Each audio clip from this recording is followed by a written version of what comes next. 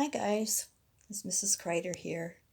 I've been missing you all so much. I wanted to do a video for a few minutes just to say hi and to say thank you for all of the pictures you've been texting me and emailing me, things that you've been doing in your weekend news. Thank you for sharing those with me. I have had fun replying back to you. And thank you for sending me facts that you know about the ocean and ocean animals. And that's what our video is about today. I wanted to start talking to you a little bit more about ocean animal report that I'd like you to start doing. So we're actually in my piano room. Here's my piano over here. And oh, it looks like Murphy has joined us. I'm not sure if I can get him in the picture. Are you in there, Murphy? There's Murphy. Say hi, Murphy. He likes to be in here in the piano room too. He usually lays at my feet when I'm playing. So today I'd like to talk to you a little bit about the ocean and the 5 zones in the ocean. We usually only talk about 3 of them. There really are 5. The first one is the sunlight zone, and we can kind of figure out why they call that the sunlight zone. It's the very top layer where all the sunlight hits, and that's where you like to play when you're at the ocean. You get into the sand and into the ocean and the waves right there when it's safe. It's also where most of the sea animals live. But then the next layer is called the twilight layer. And there, some of the sun rays get into the twilight layer, but it's not as bright. So it's also not quite as warm as it is in the sunlight layer.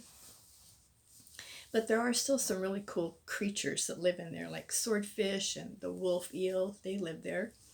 Then there's the next layer or the next zone is called the midnight zone, and this is really dark and cold. The sun doesn't reach down that far, but there is light in there. Some of the sea creatures that live down in there, they have their own light. One of them I think about that maybe if you saw Finding Nemo was the anglerfish.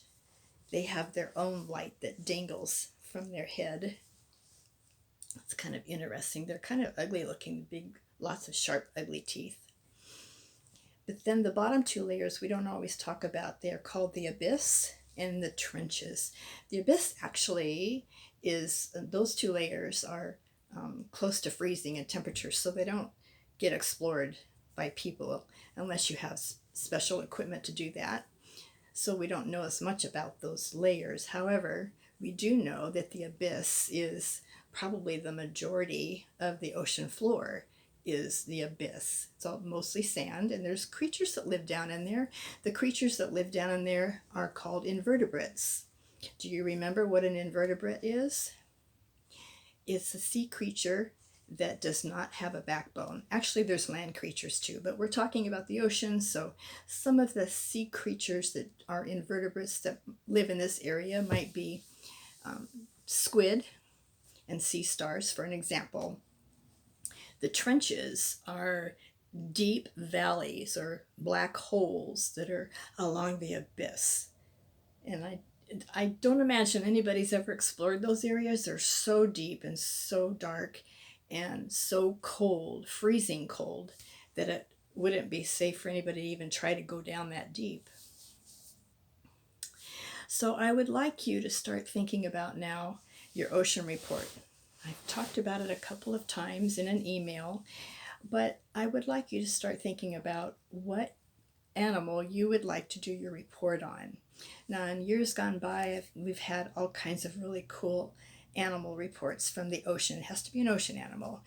Lots of different kinds of fish, and sharks are always a favorite. Now, if you want to do a shark, that'd be awesome, but I want you to choose a specific kind of shark, like the hammerhead shark, the great white shark. There's even a cookie cutter shark. I've had a report done on that before. But choose a specific kind of shark, because some of the facts might be the same with all of them, but the cookie cutter has specific facts that are different from the other kinds of sharks. The hammerhead has different facts that are different from other kinds of sharks. So choose a specific kind of a shark that you can research and do your report on. If you want to do a fish, the same thing. Would you please choose a specific kind of a fish? Might be a clownfish, Or maybe it'd be a starfish. Or it might be a seahorse. There's so many kinds. It might be a lionfish. I wonder which one you might choose. It would be hard for me to choose just one, but I would like you to do that. Choose just one. And I'd like you to start thinking about it. Remember, that's the first thing we always do. We learned that in Writer's Workshop. The first thing you do is think about what you want to do. Choose your animal that you want to do your ocean report on. And then you're going to start some research. And I miss that we're not together so that we can do some of this together, so I can show you pictures and posters of the layers and what might live in those different zones and layers in the ocean. But I'd like you to take notes, and then I will, sorry, we had a little bit of a distraction there. Mr. Kreider's checking in on me. But I'd like you to take some notes, start researching on facts about the animal that you chose for the ocean, and maybe some things like, what does it look like? What does he like to eat? How are the babies born? Start writing some of those facts down about your ocean report, and then I'm sending an email to your moms and dads with some information of some different kinds of note paper that you can use that will help you to do that. So I'm looking forward to what your animal is, and maybe I can help on looking for some research here and sending it to you as well. So I'll be sending some emails to you and texting you once you've let me know what you want to do. And then we can get some information together, all of us together, working on it the best that we can this way. So it's kind of fun. There's lots of YouTubes. There's lots of really cool websites that I think you'll really enjoy in getting to do your research. And if you have books, that's even better, just to look in a book and see what kind of information you have. So I'm excited to see what you're going to do, and I'll look forward to hearing from you all. Have a great day. Bye.